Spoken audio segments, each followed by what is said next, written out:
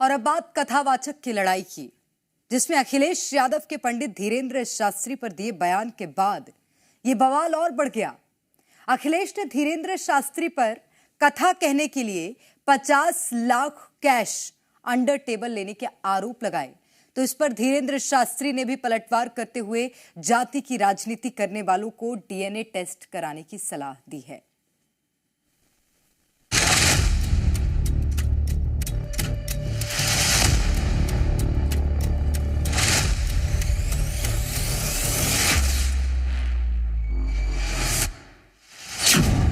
बाबा versus Akhilesh, under table cash. कई कथावाचक हैं जो 50 लाख रुपए लेते हैं। कोई किसी की हैसियत है कि धीरेंद्र शास्त्री को बुला ले अपने घर?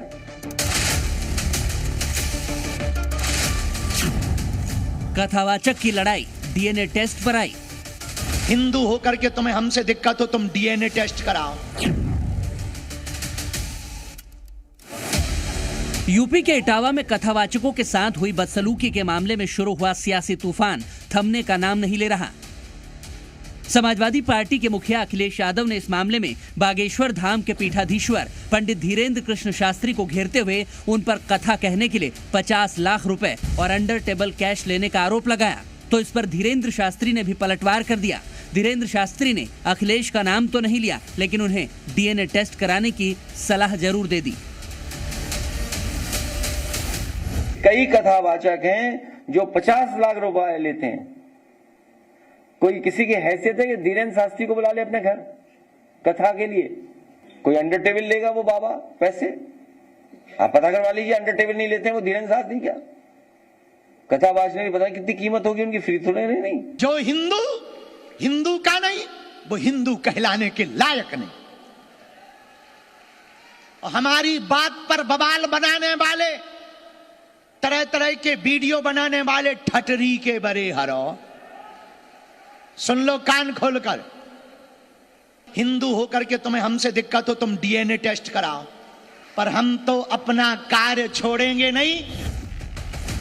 धीरेंद्र शास्त्री ने तो इस पूरे जाति विवाद पर यह तक कह दिया कि कैंसर से ज्यादा खतरनाक जातिवाद की बीमारी है, जिसके खिलाफ अब वो पदयात्रा करेंगे। इस बार हमने प्रण लिया कि भारत में बढ़ता हुआ जातिवाद सबसे बड़ी कैंसर की बीमारी है। कैंसर से ज्यादा खतरनाक भारत को तोड़ने में अगर कोई बीमारी है तो वो जातिवाद की बीमारी है। उस जातिवाद की बीमारी की दीवार को तोड़ने के लिए हम दिल्ली से वृंदावन तक पदयात्रा करेंगे।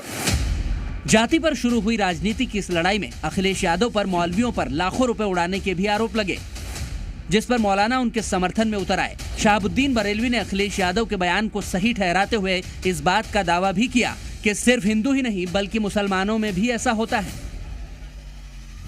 उनकी बात 100% दुरुस्त है और सही है।